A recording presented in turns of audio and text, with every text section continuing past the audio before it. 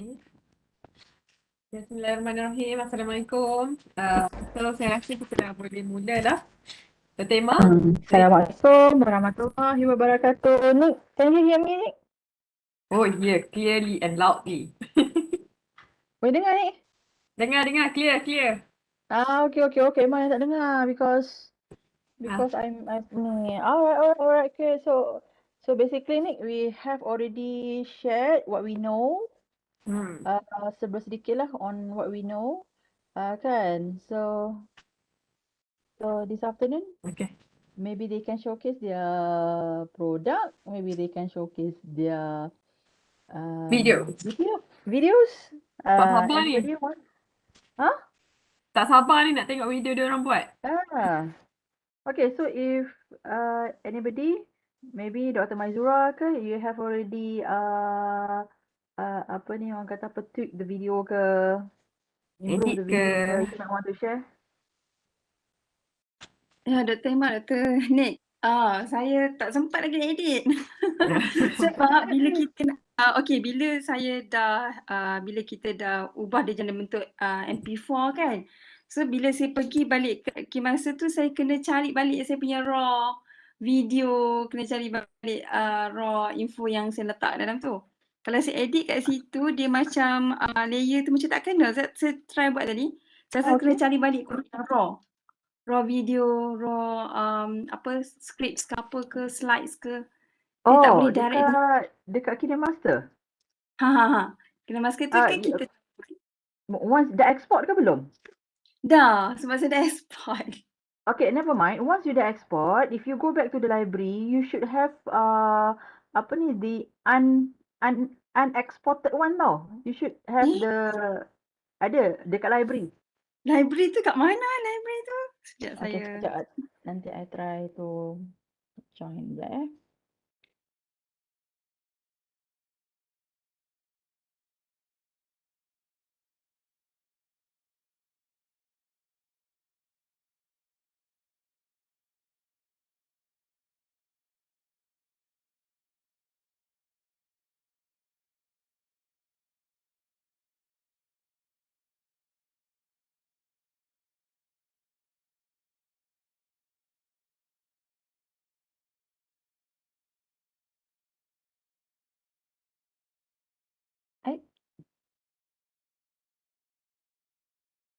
Tak nampak.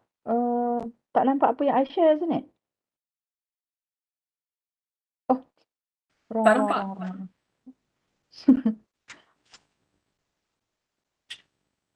Oh, I must part 1 punya ni. Wrong. Wait. While waiting for me to open up the ini, maybe you may ada question on Filmora. You might want to ask Dr. Nick. Sekejap ya, I nak masuk.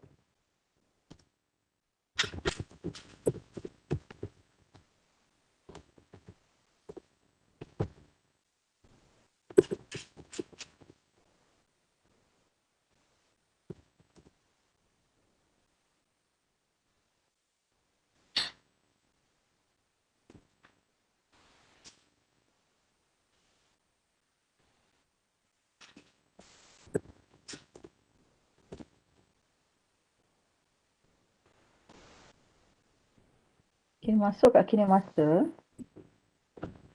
And then whatever you exported, then it's okay. You go back to the dashboard. You should have dekat my projects tu. You should have balik the raw things dekat my project. Okay, yang my project tu yang tengah buat. Okay, the one that you have my project ni already ada semua benda exported. yang saya edit. Okay.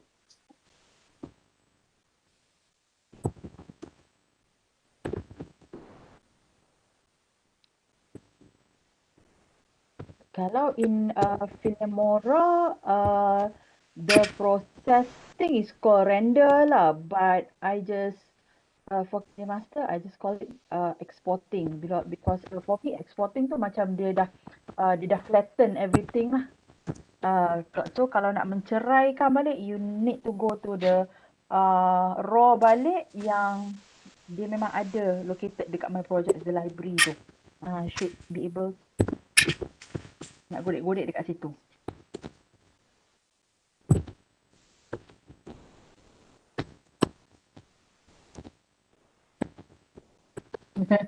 Saya pernah upgrade SSD terus laju meroket.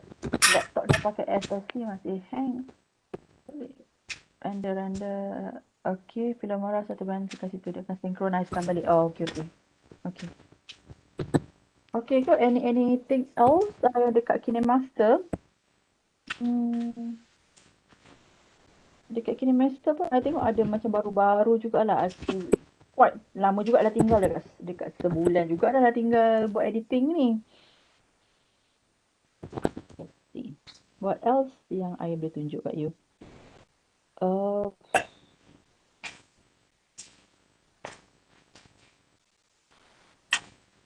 And also, once you have exported, you can actually get a project from tekan ni, and then you get in the phone should have one file called export.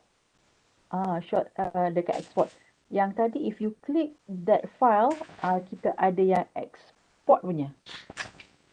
Yang exported punya tadi yang kita buat tadi tu. Yang ni yang I said just now that we have already flattened.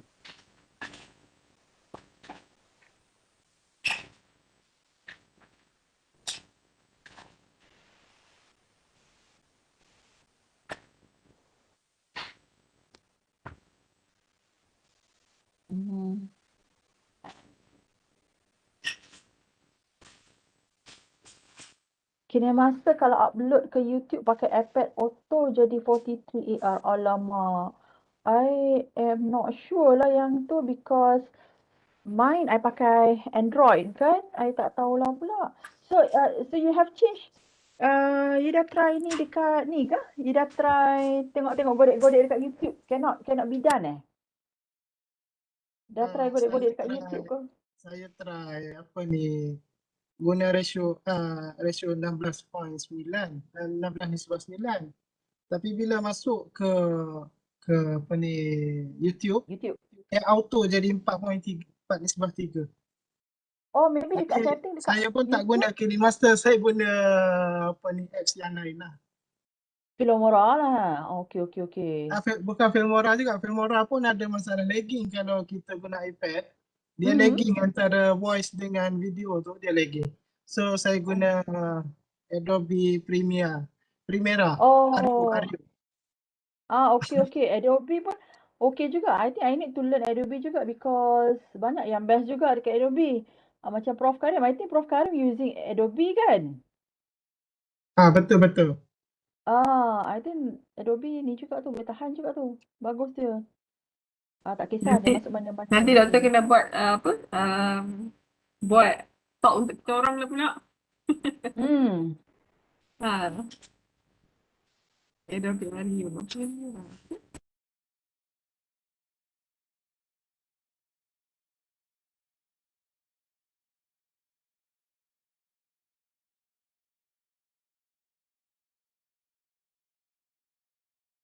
Mana ya settings?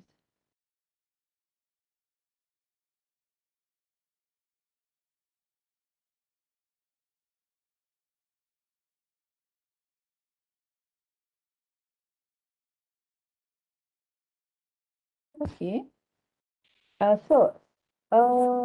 Anybody wants to showcase? Let me stop sharing mine. Anybody wants to showcase their YouTube?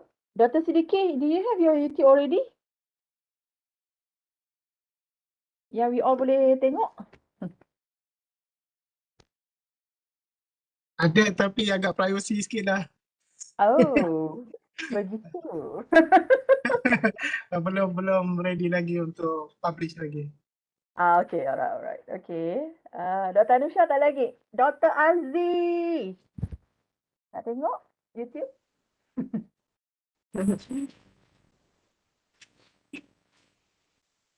Dr. Majid. or any CDAE punya ni?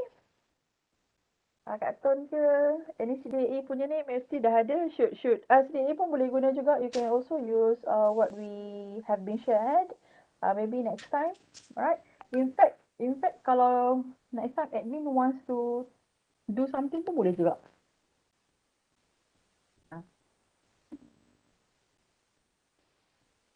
Dr. Firdaus, anything to share?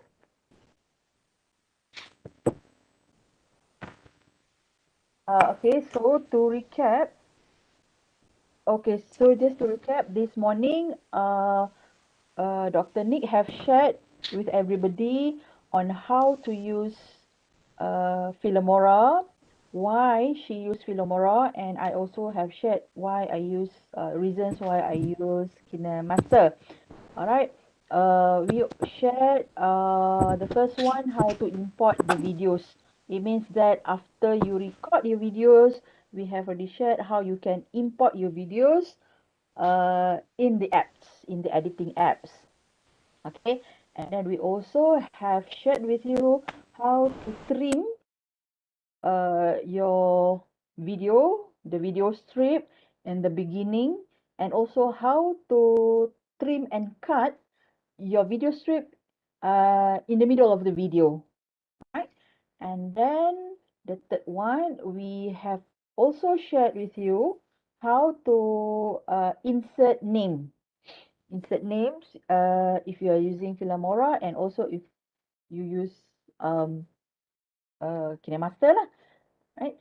Inserting name is simple, and then how you can change the font type, how you can change the font size, how you can change the position of the names, and in fact, Dr. Nick also shared about how you can type your subtitle.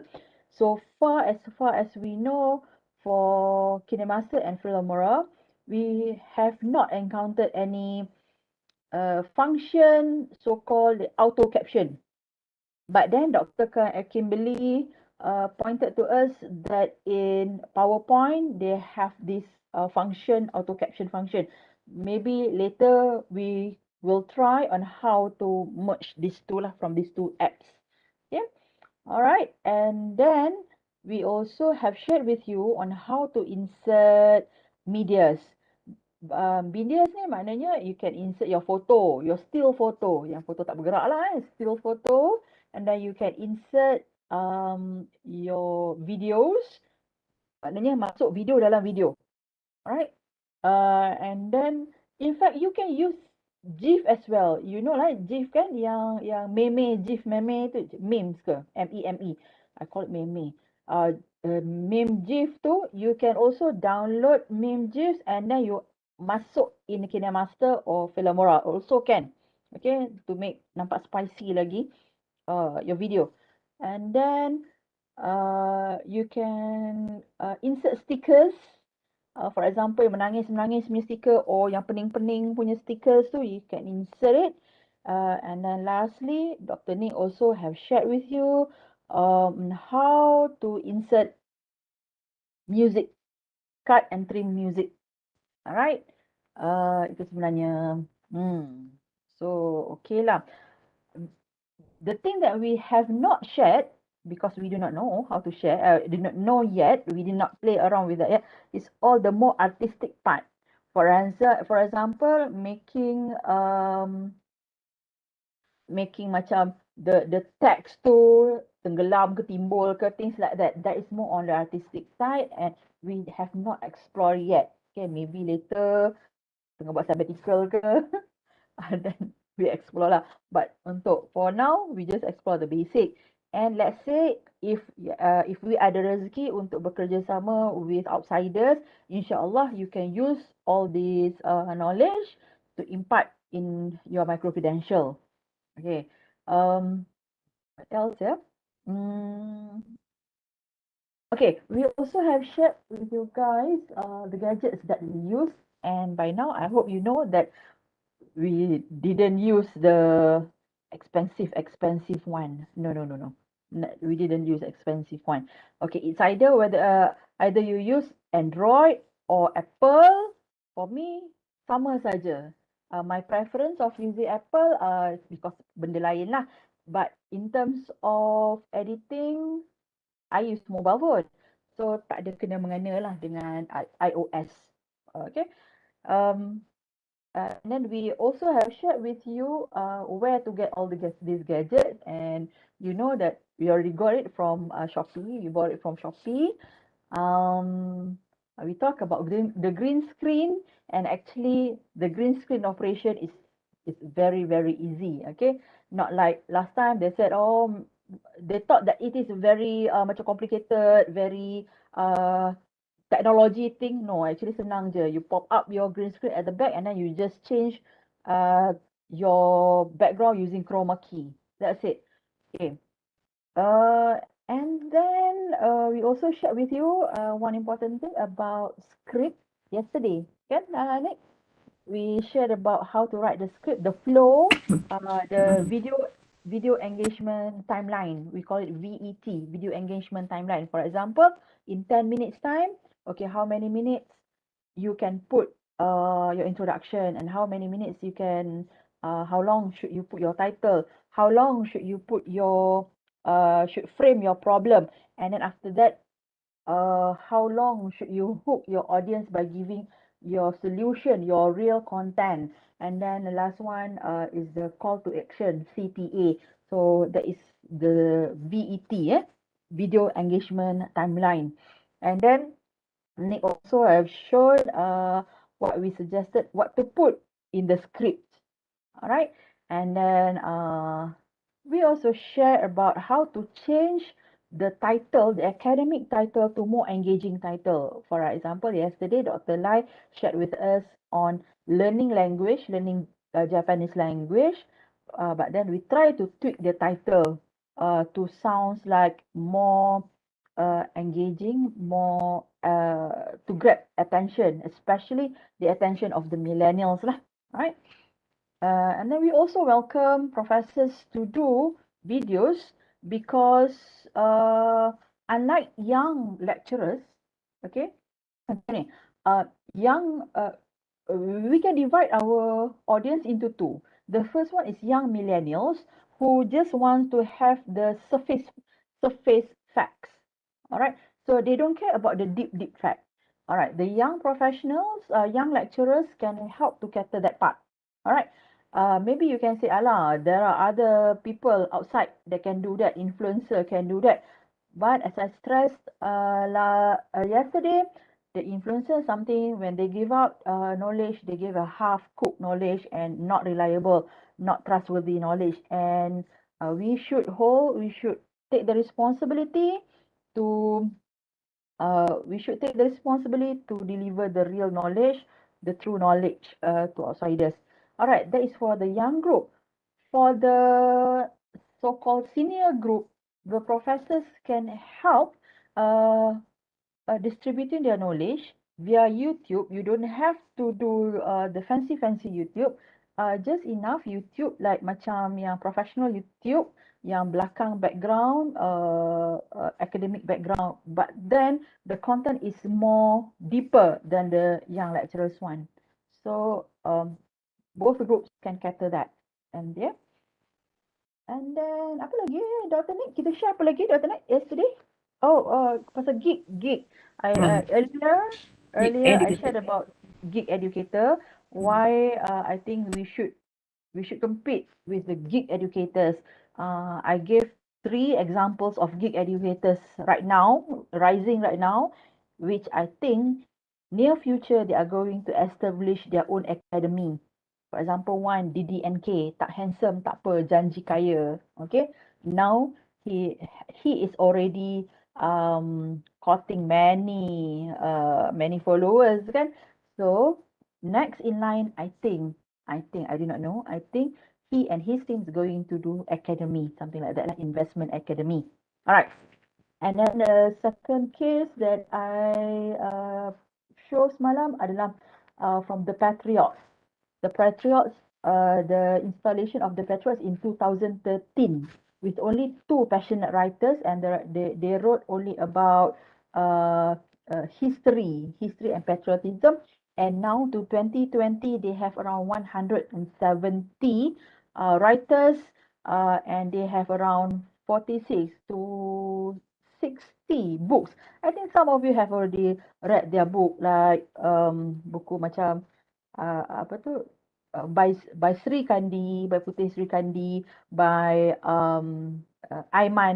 brother Aiman Wong, on Tembok Besi, things like that.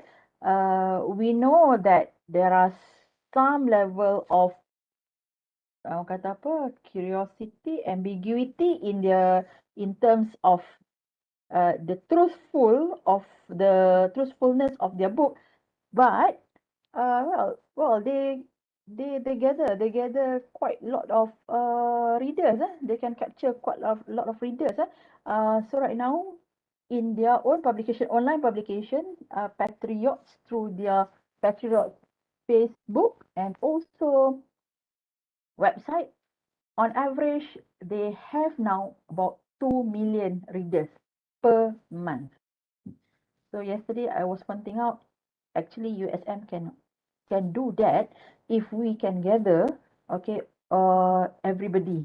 Just imagine now, we with our knowledge, with our truthful knowledge, with our experience, if we, let's say, talk about only 5 to 10 minutes every day, we have schedule. Okay, for example, on Monday we have a person from SOM.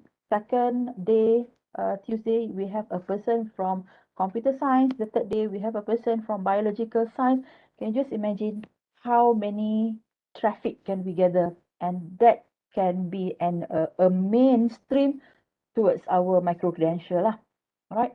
And then the third case that I shared is Mat Lutfi Studio. Mat Lutfi Studio started in 2018 solo, and now under him, he gathered around 127 speakers.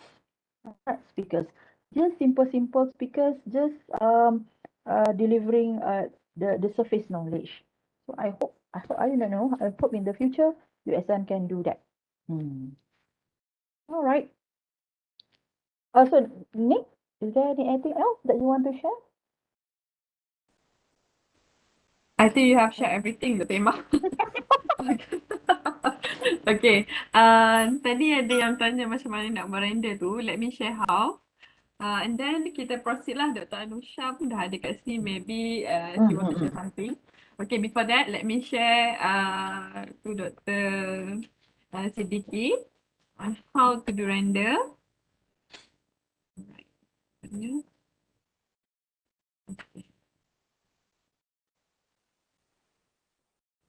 Okay, can you see the slide? The screen? Nampak ke Dr. Emma? Ya, nampak kan? Okay. Okay, now, okay. Kan kalau kita punya contohnya, this layer, when we play around, usually kalau kita dah play this thing a lot of time, dia akan jadi tak synchronize antara voice dengan video, pergerakan. So what we need to do adalah, we have to tekan this button, we have to press this button. This button known as render. Okay, kita ni render preview. Okay, meaning that bila kita tekan button ni, we have to wait for a few minutes, not few minutes. Sometimes it takes about 1 hour. Kalau bernasib baik, maybe about 30 minutes untuk dia synchronizekan everything. So this is the button lah, Dr. Siddiqui. Are you get it? Okay, note. Dapat. Okay. Alright, clear. Lepas ni boleh guna Filmora ya? Dia guna Adobe. Itulah, tak apa. Nanti kita minta dia ajar kita pula Dr. Emma. That's what I want to learn as well, Adobe. Alright, okay. So that's all. Let's hear from other participants. Dr. Anusha, maybe you have something to share with us. Maybe your YouTube channel, your orang kata your video tadi dah siap kan? Tak adalah, macam you all sampai YouTube channel semua. I'm very beginner level. Because Tak apa. I used to just record normal yang santai punya video je for lectures, you know. So even Okay, so last time when I develop one MOOC yang beginner punya level punya video lah. Maksudnya just screencast sahaja without where do just you trying store out. your videos? On my local machine. I just use Oh, screen omatic semua yang tu je lah. Just screencast only. You just load your okay. PowerPoint and then you just talk about it, you know, with Okay. your camera, laptop camera. You Mm-hmm. just capture while you're Screencast. talking with the what PowerPoint slide. That means your background will be your office lah ataupun whichever place. I mean you can't do Yes. the editing and so on lah. Yeah, So betul. so It's just sekarang that if you store or after finish, then you store in your laptop juga. You tak laptop store dekat YouTube. tak masukkan lagi lah. Was not active untuk YouTuber dia. No. I also use screencast everything, but then I simpan dekat Yalah, you YouTube. can load right YouTube kan. I didn't do Private that lah. lah. Private lah kan. So because yelah kan nak jaga storage kan. Storage Betul. banyak nak guna. Yes. Because I have Hmm. external drive kat office. I have Okay. cloud storage, my own cloud storage yang external tu. Oh. Okay. Because we do programming, we need kan bigger storage. Oh, betul. So actually you can buy external storage 500 tera like that semua tu kan. But it costs a bit thousands like that lah. 2,000 macam tu lah. Kalau betul-betul Okay. kalau for school you want to do, you can buy one, you know, actually. For MC. Dapat claim dengan school tak? You have to ask your no, this one I bought through my grant lah. My own short term, not short term, my FRGS grant, which I also use for research. So I use the same storage lah. Oh, I Because I deal see. with my Maybe research we deal can with also request lah. because my research deal with medical imaging, so I need a lot of images need to be stored. I need a big storage. So I partition it lah untuk teaching and also for research. Okay, alright. Okay. Good to know lah. I didn't know that before that we You can can buy set actually up. for the Actually, staff. that one is that storage. You can just plug it to the network. You know, network cable. So it will be like a cloud, but for your own. Tapi you can access with the password. You know, with your own password, and so nobody else can access it lah. Tapi dia consider sebagai local storage macam your PC, but you are making it like a cloud. You know. But actually dia macam Okay.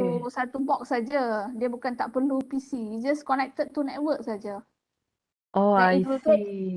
get its IP address. You see, once you connected to the network, it will get its IP address. Then you can connect with that IP address. You can ask your technicians ataupun orang PPKT to set up lah if you manage to get one. I think 1,000 plus or 2,000 is okay lah, boleh dapat lah. Alright. You want to use for MC, then instead of everyone have cloud storage, you can have one where everyone can use that. Your whole team can use that to store there. Because we normally store yelah dekat Google Drive je kan. Ni kan we share the Google Drive. Macam tak nampak banyak. standard and then tak nampak macam Betul. professional lah kan. Masing-masing punya account. Macam let's say another person want to take over the course for example in future. Kan dia ada satu reference point or something like that. It's good lah. It's good to know that. Nanti kita, I think we have to buy one lah, Dr. Emma. Cloud storage, you just cloud Google storage tu. saja. Because Seagate pun okay. Seagate punya brand pun okay jugalah. sebab kita orang biasanya guna Google Drive and OneDrive. Kita Betul. share It's drive lah more kan. personal kan. Tapi But if we transfer to other universities, kita tak boleh guna kita punya OneDrive tu kan. Sebab that OneDrive belong to USM. betul. Saya nak transfer to other university ni. Dengar broadcasting tu. Habis. tak transfer Dia lagi. macam external hard disk tapi cuma is on the you manage to connect it to the internet. So it is on the cloud. No everyone can, you know, those have access lah, not everyone lah yang dia secure jugalah kiranya.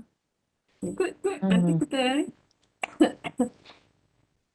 alright. So yeah, so that's why I actually wanted to develop another course kan MOOC tu. So I was thinking how can like see Dr. Emma's ones. I mean to do some editing lah to make it more lively and things are better. Because we have to say macam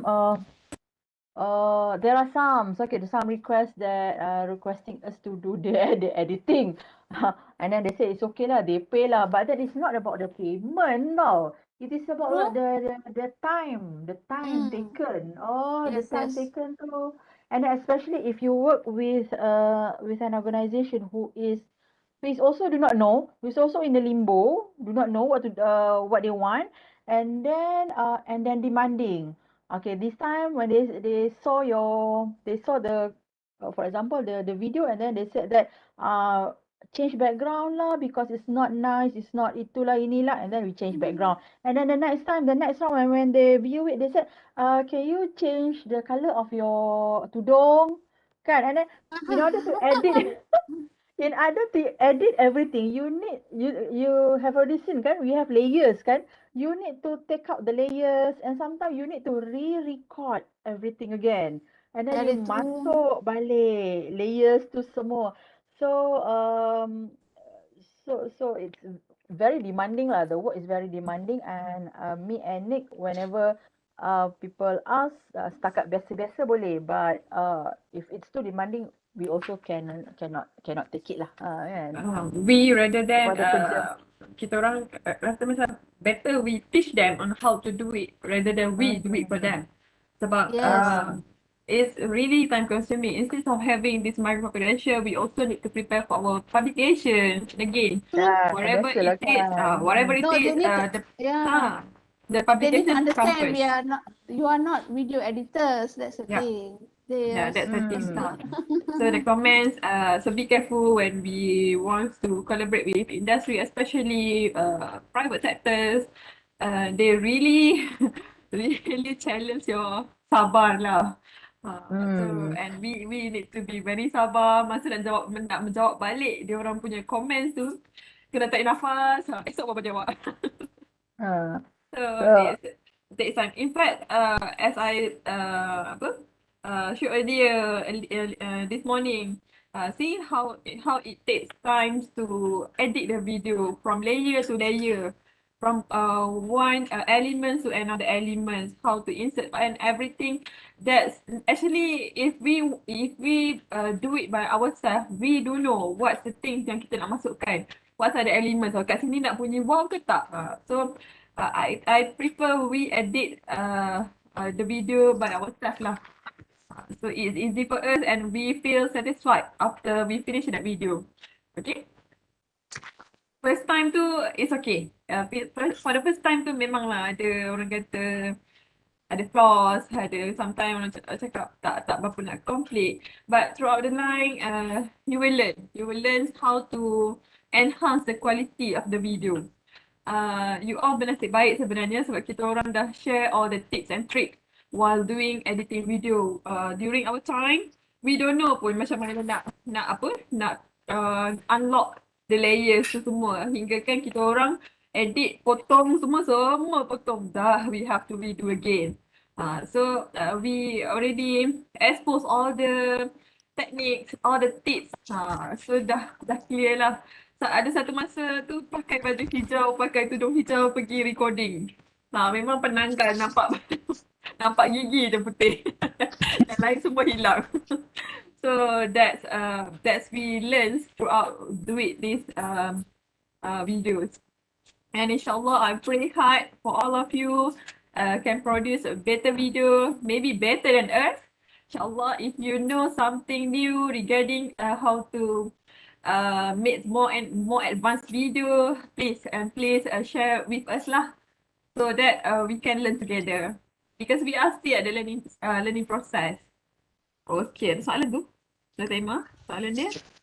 Dr. Kimberly asked, what is the advice of CDAE? Do we give priority to developing micro-credential over MOOC? The tools are the same, but the demands for MC and MOOC are different. Or should we develop MOOC first to ramp up personal learning curve? CDAE? This is question for CDAE. Prof Karim tak ada nak jawab. Prof Karim dengan Prof Azida tak ada untuk ni. Maybe Kak Tun boleh ni kot. Kak Tun can jot down the questions and maybe for in the future or dekat mana-mana we can answer Ya, Dr. betul lah, Kimberly's question. Dr. Kimberly. I have this request also because I joined the MOOC, right? Then they said, why don't you just make over that MOOC to MC? You know? So because they see, oh, MC is the one is being given credit. So why MOOC? It's a money Kan? reward lah, right? So you know, susah lah nak cakap kenapa nak develop MOOC bukan MC. Kita orang Kita pun pun susah rasa sebenarnya. macam, Sebab kalau based kepada kita orang punya experience, we start doing video for MC. Kena terima kita buat financial literacy for micro credential. Then baru we all join MOOC tu. So it macam I depends masuk lah. MOOC dulu. Boleh juga ada Tanisha nanti untuk micro credential tu you expand lagi punya MOOC tu. Tapi Yeah, tapi I kita don't tak want boleh to buat. because MC a bit higher level. You supposed to be, I mean, more focused lah kan. It takes more effort to produce more food once lah. Macam MOOC is just to put up some courses, you know, to make it available and everything. Tapi itulah sekarang at the junction point. Bila school tanya why you want to do MOOC not MC and why MC not MOOC, I also don't know.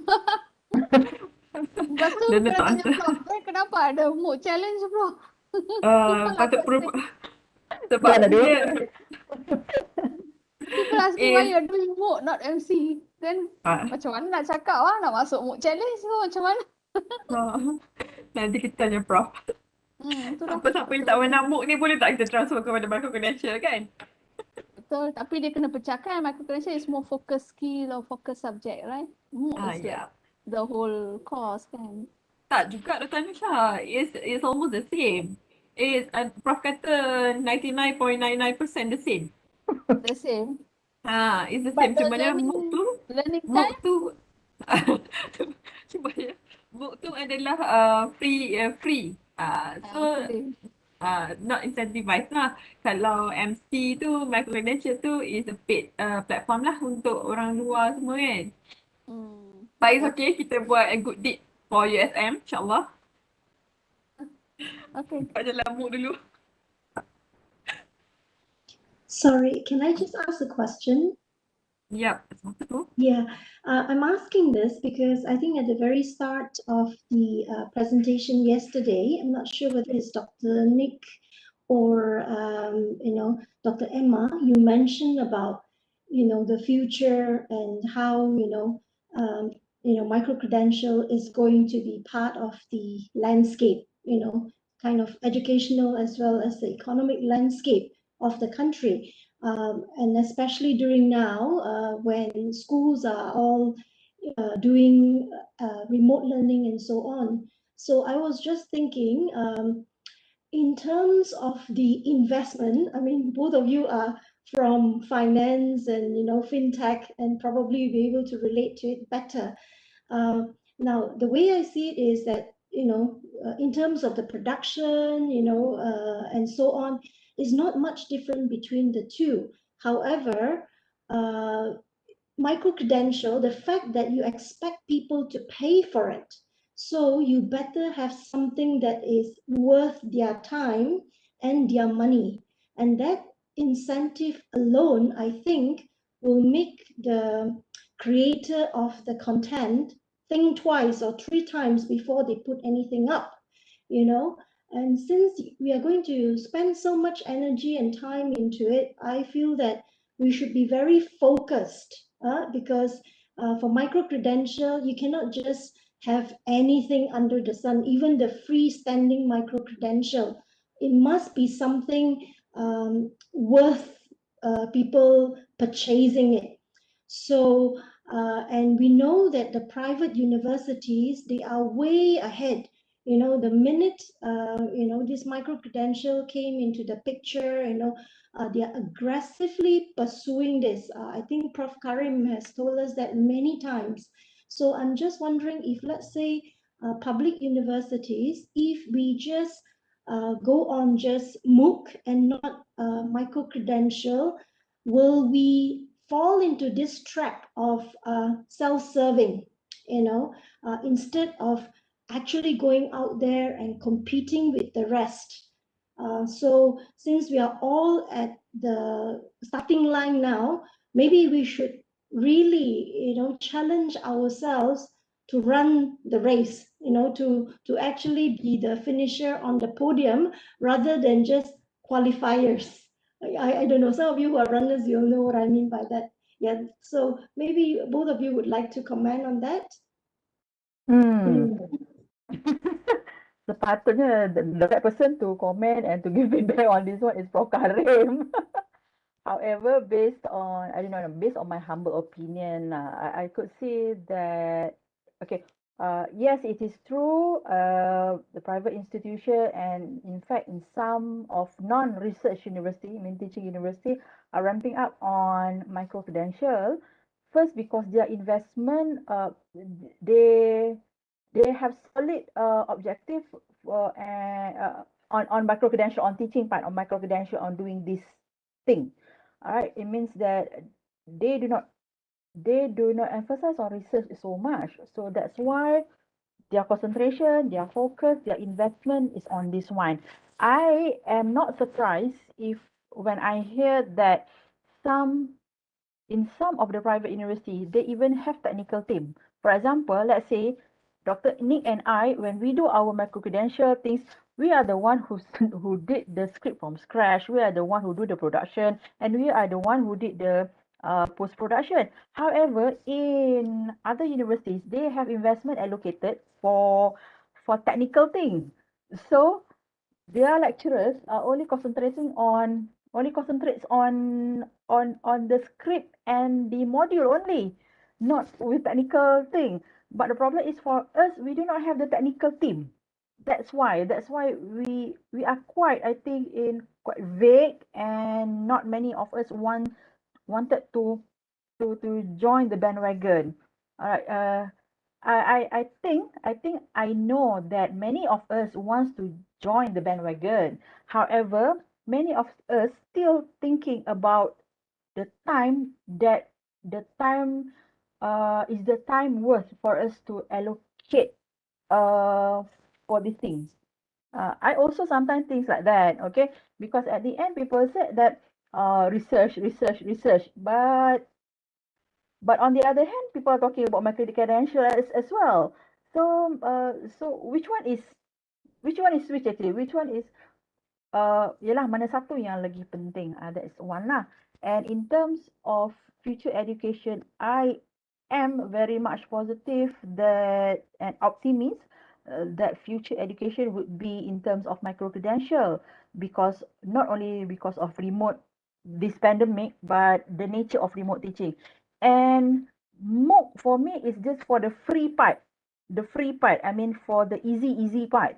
But then if let's say some of them are interested to join, then this free part then will lure them to join much the premium lah, so-called premium micro credential. It is just like normal courses outside kan.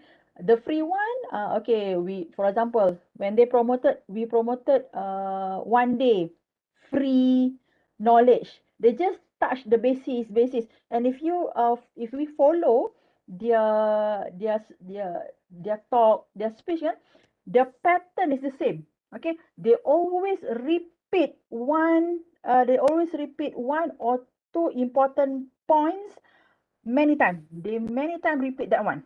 Okay, and they give some teaser to what is more interesting. One thing that is good about them is because they are too focused with business, they know what they want to deliver and they know what audience want.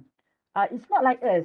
I always think that we have in our plates we have theory, which young people do not want to know so much, and but then we think that it is an obligation for us to tell them. All right, and then we we have to say we are lack in term of doing the application thing. So, and then the third one is technology. We are quite not that advanced in technology. But then technology okay lah. Because we can hire people but then the problem is we still cannot. We do not have any money to hire people. And for I think the grant tu should be a bit macam loosen sikit lah. Kan? Nowadays we know the grant cannot be done to claim everything lah, cannot be claimed kan. So why not? Grant tu boleh lah untuk beli apps or to hire technical person or to outsource certain things, certain functions for micro credential. But then I do not know, kita tak ada lagi yang macam tu. But yes, I am positive in the future. MOOC is just for the surface part, but then when they want to jump deeper, for example, more calculation, more derivative thing, more scientific thing, they need to join the paid micro credential. I do not know that is. Yes, Dr. Kimberly. Bottom line is MC is not weighted as publication for academicians like us. That's correct. It is a matter of incentives. If we only have teaching and not the multiple basket, perhaps we will be more invested. Yes, you are correct, and I agree with you. That's why I said in the earlier point when we started doing all this micro credential, memanglah people cakap dengan we all kan about this thing lah. About you buat ni sangat, but then at the end my research ni nanti tertangguh, things like that. But Dr. Nick and I, we make sure that we still produce, we still have publications, we still ni lah teaching, publication tu memang mesti ada lah, still ada. Whatever it is, publication tak boleh tinggal. Sometimes what we did adalah kan kita buat publication kan, kita buat research. While doing research tu, the solution ataupun the orang kata result daripada from our articles tu, kita orang translatekan benda tu dalam bentuk MOOC ataupun dalam bentuk video and share with the audience. Sometimes apa yang kita write up dalam kita punya articles, just the educators might be the students only read the article. But how about the bottom line? Sedangkan apa yang kita buat dalam artikel tu for the poverty, for the B40. So the things is yang kita orang buat adalah we are converting the solutions of the article tu into video.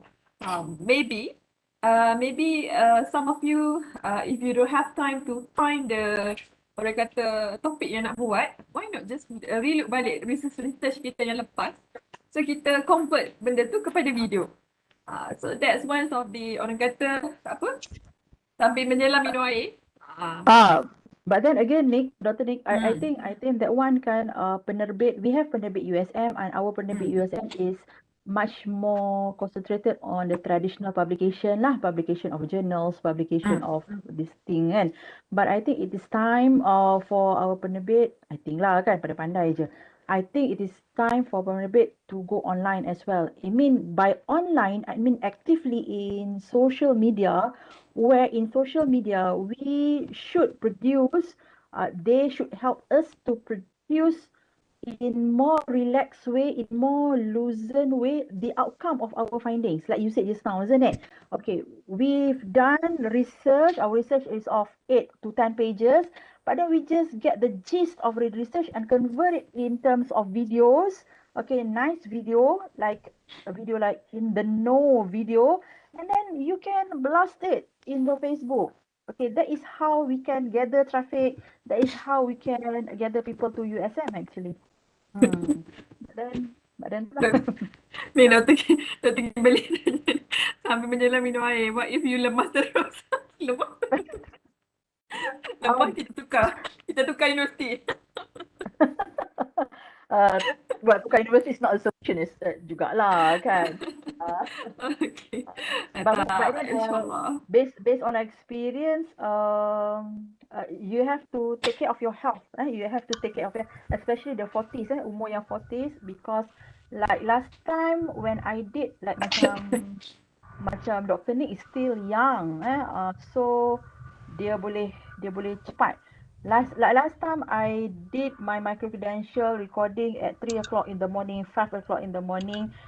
And what happened to me? Kena blood pressure. Because biological clock tak betul and stress, things like that. So when I got that, I said to myself, you cannot do everything, Dr. Emma. If you have time, then you do. If you do not have time, you just concentrate on what you need to do lah. Macam tu lah. Okay, Dr. Iman ni Prof Azam ada share dengan kita link one video tentang output daripada research yang boleh difikirkan untuk diiktiraf sebagai penerbitan setara dengan penerbitan. Okay. Dr. Azam ada bagi link YouTube kat kita kat sini. I cannot click. I cannot click.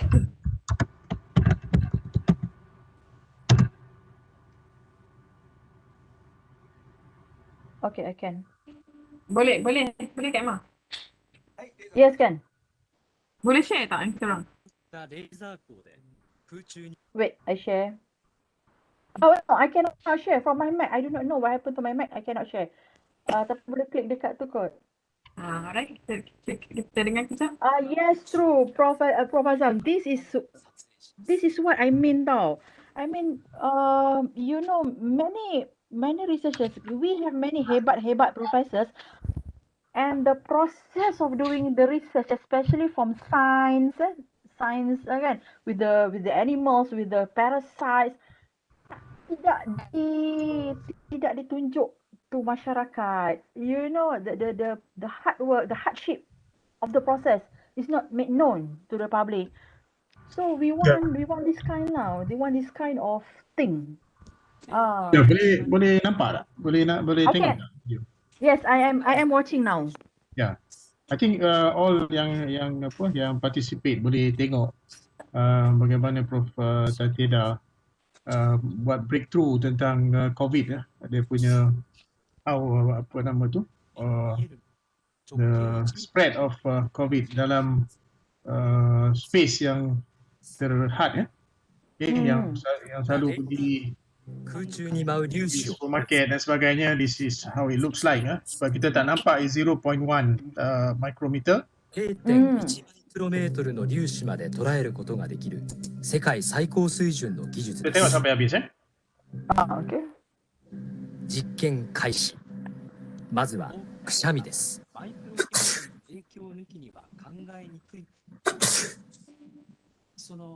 目に見えるのは直径1ミリ程度の大きな飛沫。すぐに落下します。激しい息遣い、そういった中ところがでですね、高感度カメラで見てみると、それが近くの人が吸い込むことによって感染が広がる、そういったリスクが見えてきたものと思います。そして換気の悪い密閉空間ではマイクロ飛沫がより感染リスクを高める可能性も浮かび上がってきました。この研究室では密閉空間でのマイクロ飛沫の動きをシミュレーションしています。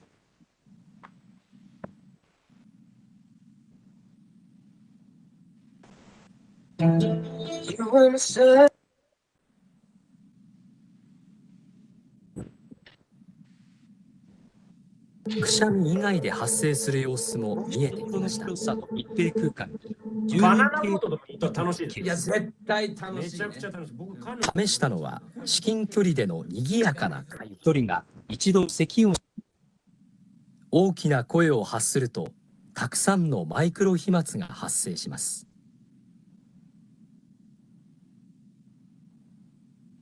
2人の間で漂い続け、なかなか消えません。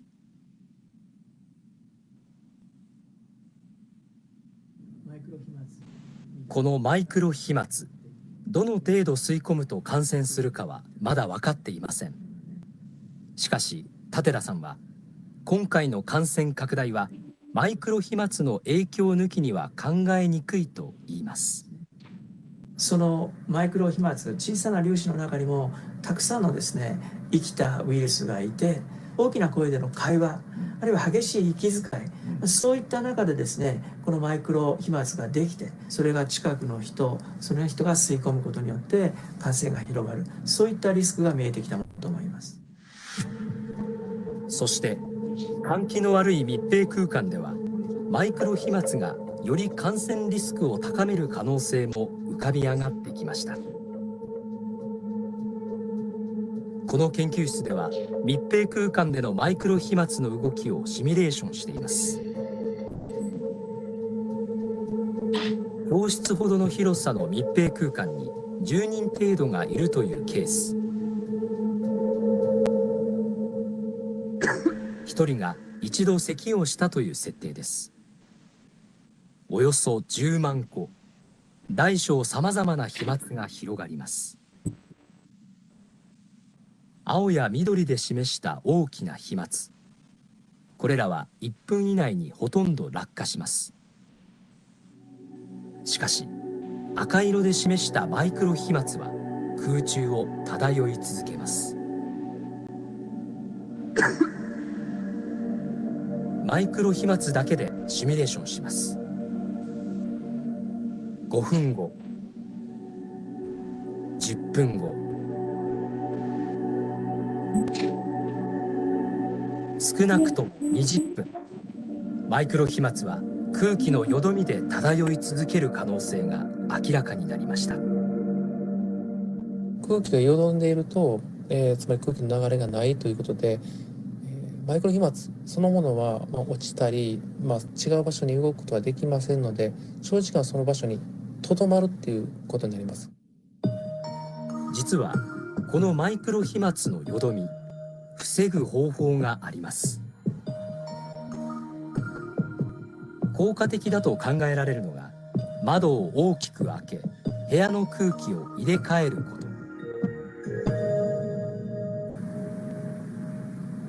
窓を開けると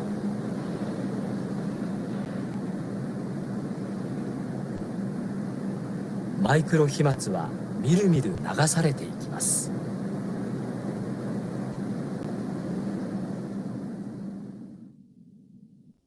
小さく軽いため、空気の流れを作れば排出することができるのです。できればですね、2箇所開けて風の流れを作ってあげるということが大事。それが1時間に1回でもいいから、そういうようなことをやることによって感染のリスクというのはかなり下げることができるようになるんじゃないかなというふうに思います。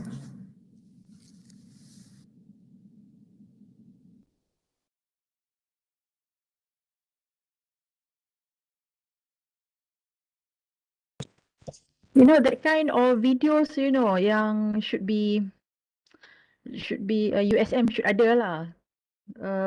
For how to say, to untuk menyantuni dan menghormati the knowledge that our professors have. Tak adalah the knowledge is only tersimpan in journals and is assumed to be read only by some people only, kan? So for me perlu ada technical team, multimedia technical team. I mean a large from USM lah. Dr. Kuzaimi said, is it too much to assume that we are too exclusive academically? Macam mana ni? I do not know how to answer, but I think that we have been trying very hard to fulfill all the baskets lah. We have been trying very hard. Dr. Emma, what I'm trying to say is there are a lot of things yang kita dah buat yang boleh diiktiraf setaraf dengan penerbitan.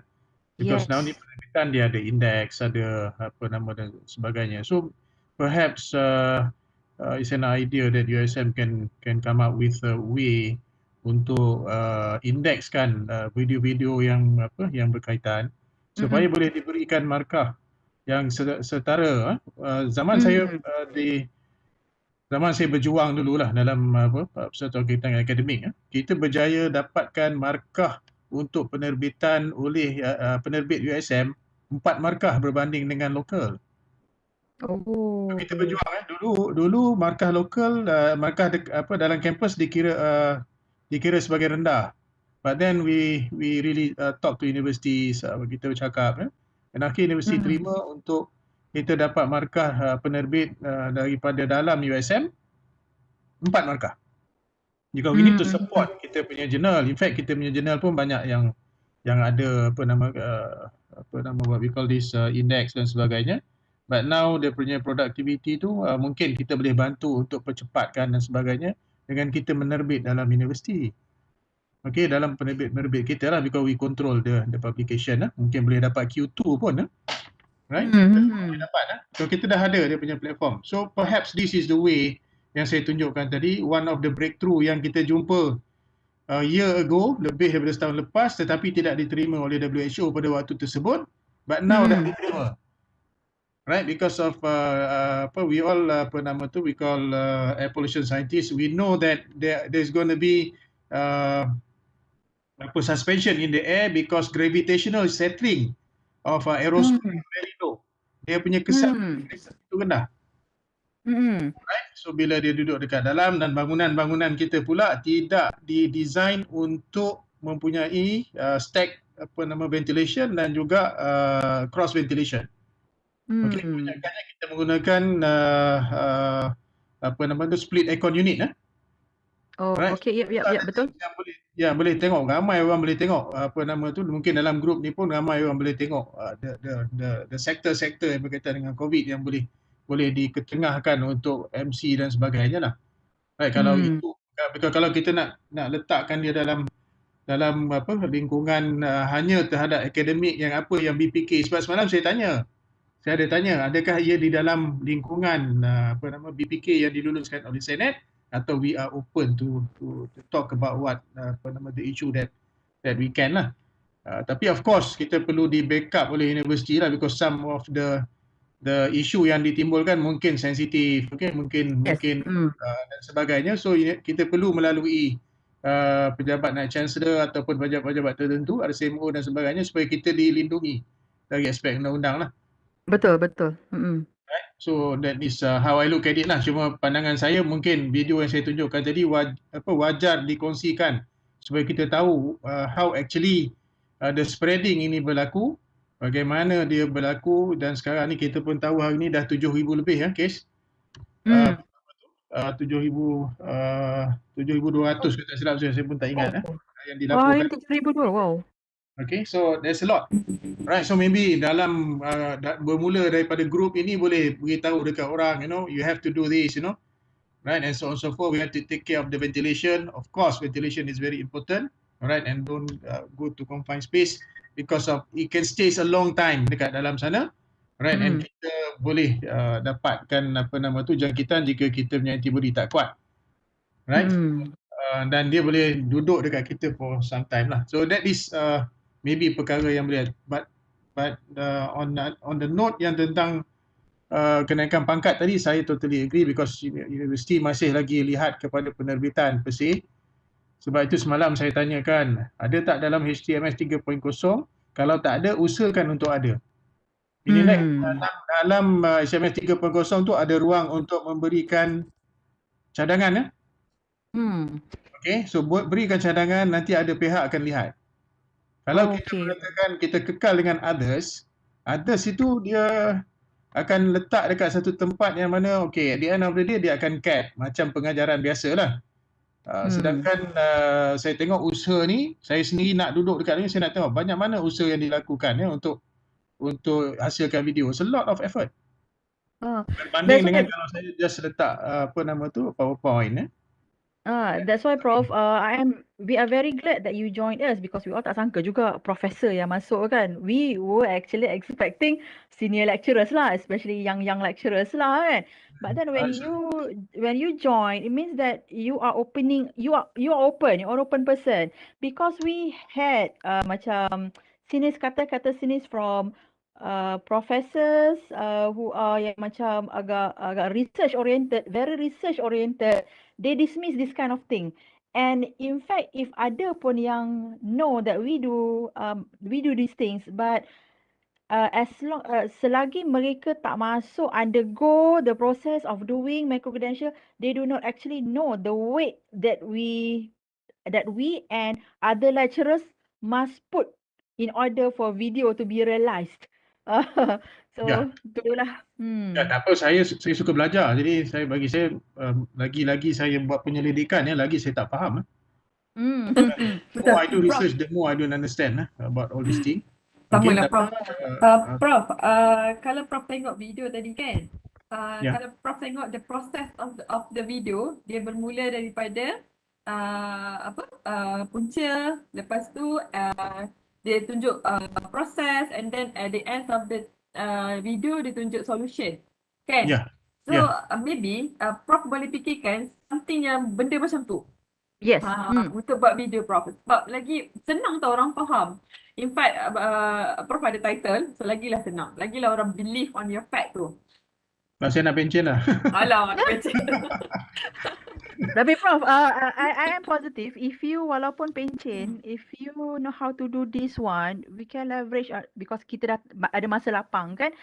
Once you boleh buat Ya, all these things, we might be the director, technical director. You don't have to maybe buat editing, tetapi jadi technical director. It means that yalah, you already know the video engagement timeline, what need to put in the videos. So you just jadi technical director, no need to edit. Edit tak apa, kita bagi orang muda je.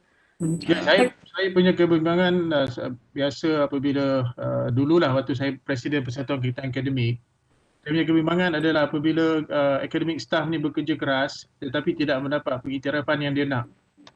Bukan yang universiti nak, yang dia nak. Meaning that they are fighting for something, they try to put efforts and so on so forth. But when it comes to perkara-perkara yang diperlukan, dia tidak diambil kira, cap dan sebagainya. So that is why maybe siapa yang dalam persatuan-persatuan akademik tu kena bagi tahulah, right, kepada persatuan yang existing, and they have to do this because you all perjuangan tu diteruskan, right? But anything yang you perlu mendapat pengiktirafan, right? Dan tak semua perkara yang perlu pengiktirafan lah, tapi perkara-perkara begini when it comes to your colleague yang sekarang ni saya difahamkan untuk tengok ICMS 3, you punya CV, rakan-rakan you sendiri yang lihat, and verify, right? Mesti ada satu persetujuan lah di antara you all untuk lihat bagaimana nak berikan pengiktirafan ini kepada terutama sekali markah dan mata lah. Right, because universiti di USM ni dia kira banyak on markah and mata. Yang itu mungkin Prof Karim pun boleh cerita lah, because dia duduk dekat satu tempat yang yang dia tahulah. Okay. But however, it's a good effort, and saya banggalah dengan semua yang mengajar. Terima kasih banyak for your knowledge, right, sharing the knowledge to me. Juga kepada yang hadir sama-sama, right, it is something yang very interesting for me. Right, untuk saya belajar benda baru dalam hidup saya lah. How to do. Selama ni saya buatkan. So today saya nak buat sendiri. First thing yang saya tahu, RAM saya tak cukup. Dekat phone lah, try dekat phone juga. Dekat phone Try dekat phone pakai Kinemaster, and then I think whenever yang kita itulah kalau FTF shock. Last time we did FTF kan. Ni kalau FTF bila kita jumpa tu, and then I myself can teach lah personally kan. Silap dekat sini silap, dekat sini silap. So we can ni lah. InsyaAllah kita doa. InsyaAllah kita boleh tolong.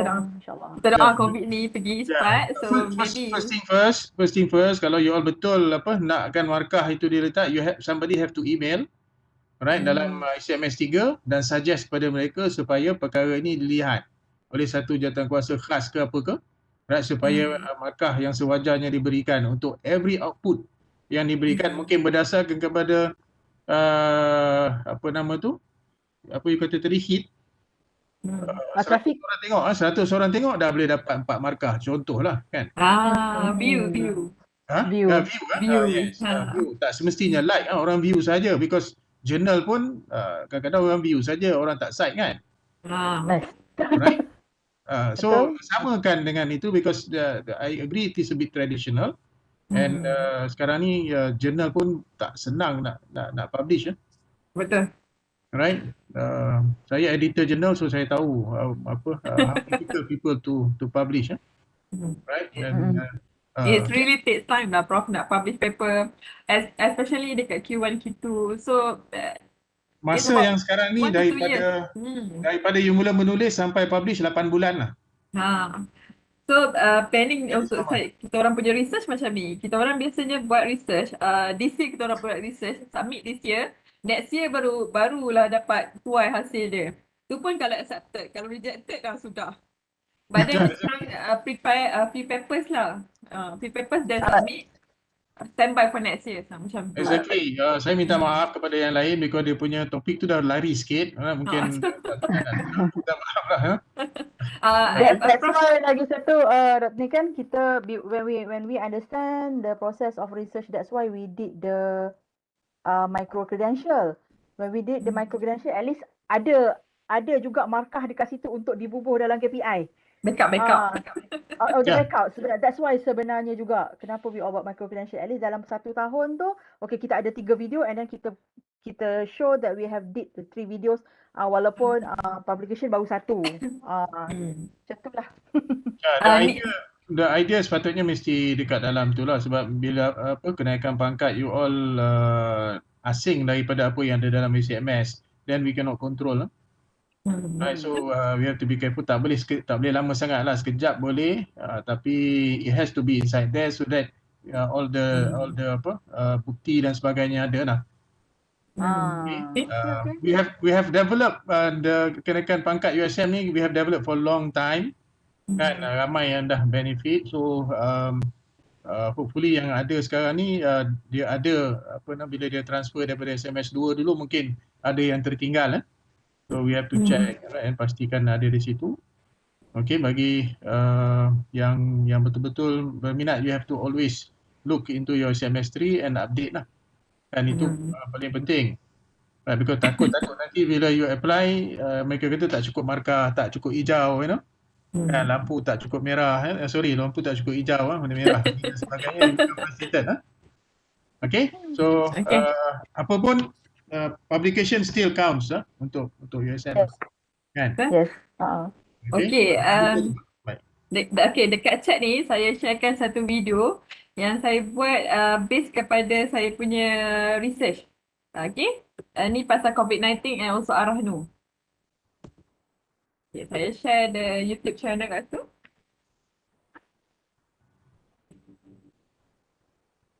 Okay, nanti later on boleh tengok kot. Kalau nak tengok sekarang pun boleh juga. Saya tak boleh nak buka ni lah. Tak ada.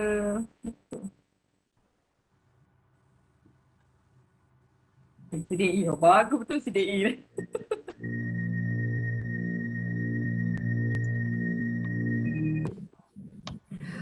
Praktikal ke Arahnu di musim Covid-19 ni?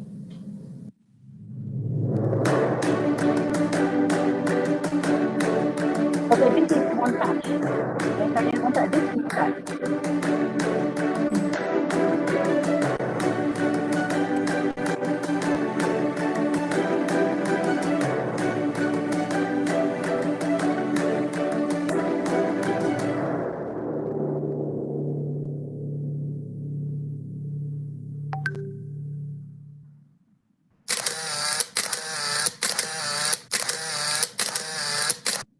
Bismillahirrahmanirrahim. Assalamualaikum dan salam sejahtera. Anda kini bersama saya, Hadani Azman, di Keuangan dan Keuangan Islam Channel. Jangan lupa subscribe dan tekan butang loceng untuk mendapatkan info-info terkini berkenaan dengan keuangan dan keuangan Islam. Ekonomi dunia yang baru pulih daripada kesamperan perdagangan Amerika Syarikat dan China pada tahun lalu kini bergelut pula dengan impak ekonomi Covid-19. Dunia diibaratkan seperti jatuh di tipe tangga disebabkan oleh Covid-19 ini. Penularan virus Covid-19 amat membimbangkan dunia kerana belum menjumpai vaksin atau penawar bagi virus ini. Penularan Covid-19 menakutkan seantero dunia, bahkan memberi impak dan kesan tertentu terutamanya kepada ekonomi sesebuah negara. Ekonomi Malaysia juga tidak terkecuali menghadapi kesan ekonomi Covid-19 ini. apabila menyaksikan kadar pertumbuhan ekonomi yang perlahan pada suku keempat tahun 2019 dan suku pertama pada tahun 2020.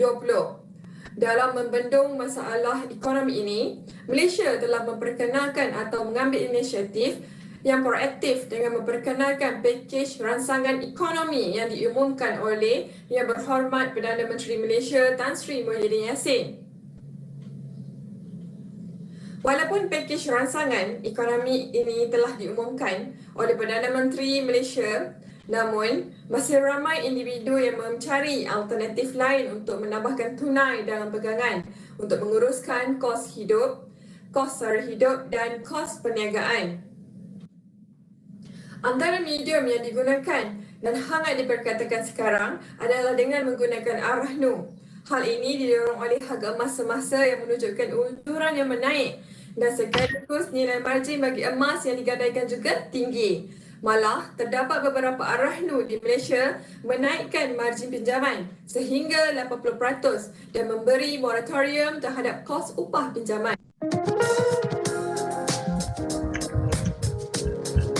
Okey, contohnya, Khalif mempunyai emas seberat 20 gram. Nilai jenis emas 916. Berat dan jenis emas sebelum dan selepas COVID adalah sama. Tetapi apa yang berbeza adalah nilai segram. Sebelum COVID-19, nilai segram adalah 240. Selepas COVID-19, nilai emas telah bertambah ke 260 segram. Jadi, nilai marhun akan berbeza. Nilai marhun untuk sebelum COVID-19 adalah 20 gram didarabkan dengan 240 bersamaan 4,800. Tetapi selepas COVID-19, 20 gram didarabkan dengan 260, total nilai marhum adalah 5,200. Dan berapakah pinjaman? Nilai pinjaman sebelum COVID-19 adalah 75% daripada 4,800 bersamaan dengan 3,600. Tetapi selepas COVID-19, nilai pinjaman bertambah, iaitu 80% didarabkan dengan 5,200 bersamaan dengan 4,106. Secara tuntasnya, dalam konteks ekonomi, arah nu merupakan skim mikrokredit kepada golongan yang memerlukan. Arah nu tampil sebagai pemudah cara dalam membantu golongan yang memerlukan.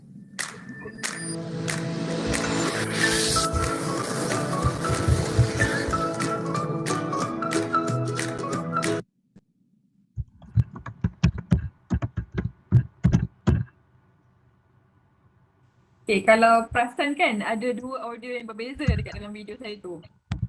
Before perkiraan tu, actually video yang berasingan tu, saya masukkan audio yang berasingan. Macam Prof kata tadi kan, macam mana kita nak masukkan audio yang berasingan kan. So that kinds of audio tu saya masuk masa pengiraan. That's why dia bunyi macam ni sikit lah. That's video yang saya buat masa mula-mula terjebak dengan micro credential. Okay. And it is because of that video kan yang Bank Rakyat or Yapip approach you kan? IKM also.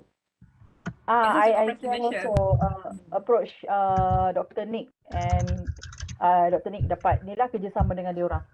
Saya dapat collaborations untuk buat research dengan diorang berkenaan dengan arah nu, and we got grant about 150k.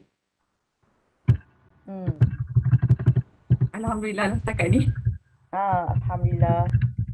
So menunjukkan that yang lain pun okay, if you want to do this one, insyaAllah masa depan tu nanti boleh ada collaboration lah kan.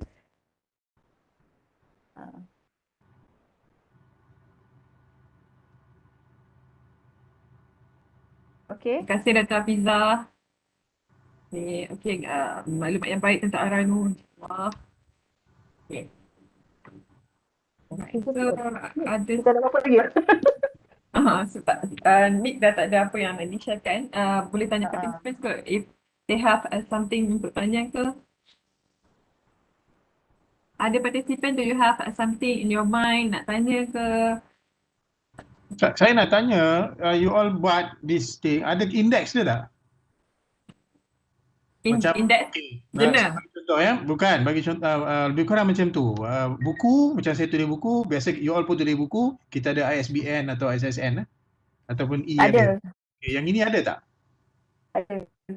Mungkin kalau kata somebody can create that as an index, so it becomes satu tempat database yang boleh mana bila dia buat, dia ada bidang dia sama macam ISBN, dia punya kod 3 dan sebagainya, tetapi mungkin dekat situ V instead of E. Yes, Okay. that's why I think this one pun memang kalau boleh penerbit USM jump into the wagon lah kan. So, Sebab betul. Sekejap, kita tak boleh harap kat mereka saja. We have to do it. okay. Cadang, right, and push all the way so that boleh dapat. Tu cadangan saya lah, because saya nampak kalau katalah tadi Dr. Anusha apa nama tu, Dr. apa nama tu, Amy, Dr. Nick buat, tetapi dia tak ada kod tak ada identifier tu. Bila tak ada identifier tu, susah you all nak claim the credit on that lah. Pandangan saya lah, minta maaf lah, saya nak bila ni saya idea lah, tengok mungkin kalau ada V ISBN tu, macam 987 dan sebagainya, right, untuk USM ada punya nombor, dan kita boleh dapat pengiktirafan mengatakan okay, we have published this, okay, something equivalent to publication, rather than you terus bawa naik dekat YouTube. Before naik ke YouTube tu mungkin ada 3-4 hari satu jawatankuasa ataupun you kata penerbit tadi tengok mengatakan okay, kita boleh dapatkan, or maybe National Library boleh buat benda ni kan, because SPN National Library yang keluarkan right, kita kan, so it becomes something yang bermanfaat dan berindeks. So bila berindeks, mudah untuk kita deal dengan pihak universiti untuk you all dapat kelebihan daripada apa yang you lakukan ni lah. Faham tak maksud saya? Faham. Okay, so daripada ISBN mungkin jadi ISVN. Okay, atau visual, ISBN, visual and so on so forth. So cadangan saya lah, sebab ramai ni saya tengok mungkin ramai lagi yang boleh berikan idea, but this is how you are doing things that you will get the benefit at the end of the day, bukan saja melalui penyebaran ilmu tetapi juga untuk CV you all lah. Okay, kita akan try bincang dengan Prof Karim kan. Good idea, Prof. Actually, tapi maybe we have to initiate at university level lah kan. So, hantar satu email dekat Prof Rafiq and dia akan tengok lah. Maybe Prof Hantar Karim. satu email dekat Prof Rafiq, right?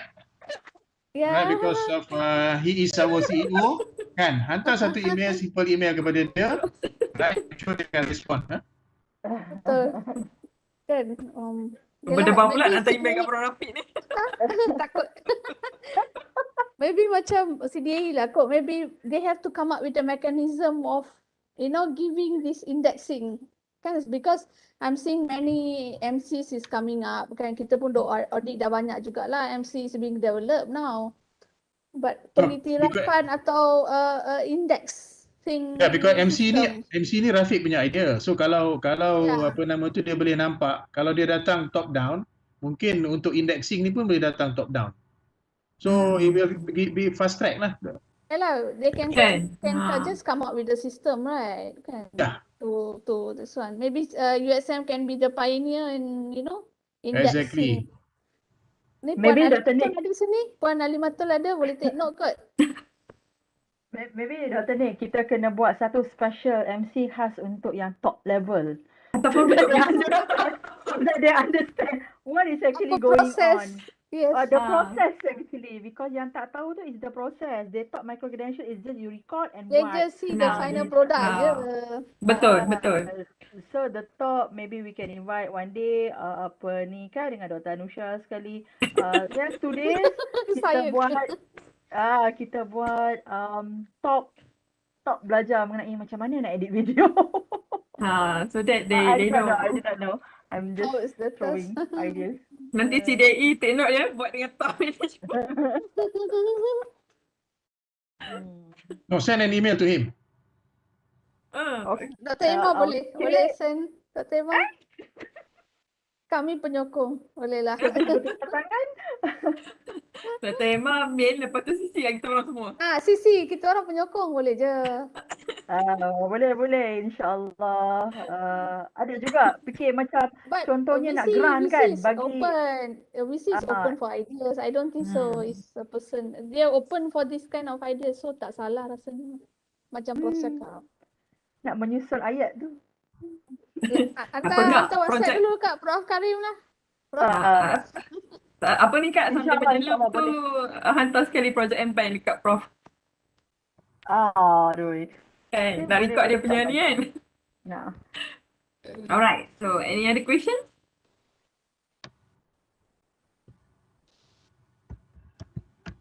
Sudah tak ada kot. Kalau tak dah ada tak orang ada, yang nak share video-video apa ke? kita boleh wrap up Dah kot. tak ada dah It's okay to wrap up Okay. macam tu. Okey, kalau macam tu rasa kita Nick, where's Nick? wrap sekarang kot Boleh. Saya ada letak link untuk feedback form. Partisipan yang hadir boleh isi link tu lah untuk dapat CPD point. 30 minit saja kita buka link tu. Okay, cepat Kak Iman, cepat kita isi. Tak boleh. We don't have Presenter tak boleh. Tak dapat participate, hanya partisipan saja. Terima kasih Dr. Nick, terima kasih Dr. Emma.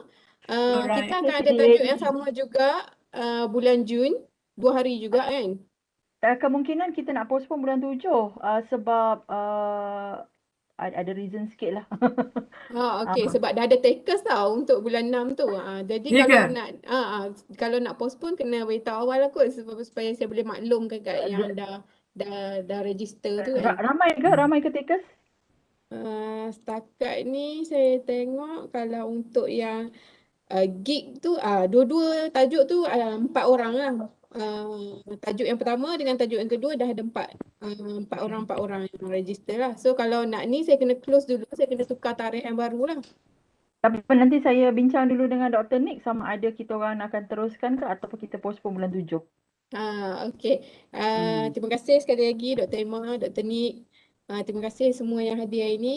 Jadi saya rasa kita wrap untuk hari ni cukup kot Terima kasih semua. Okay, terima kasih juga kepada CDAE, terima kasih kepada partisipan semua. Kami tahu agak mencabar sikit lah kita nak cerita teknikal kan dalam ni. So hopefully once COVID dah subside, nanti kita boleh meet together and then kita buat F2F and then kita at that time baru nampak lagi best lah. Thank you very much for inviting us CDAE. If during editing tu ada masalah nanti boleh contact kita orang insyaAllah. We are try to respond as fast as we can lah. Alright. Semua janganlah hantar email saya pada bulan 12 ya. Saya dah beranak dah masa tu. Okay. Alright. Okay. Thank you everyone. Assalamualaikum. Thank you everyone. Assalamualaikum. Selamat Hari Raya.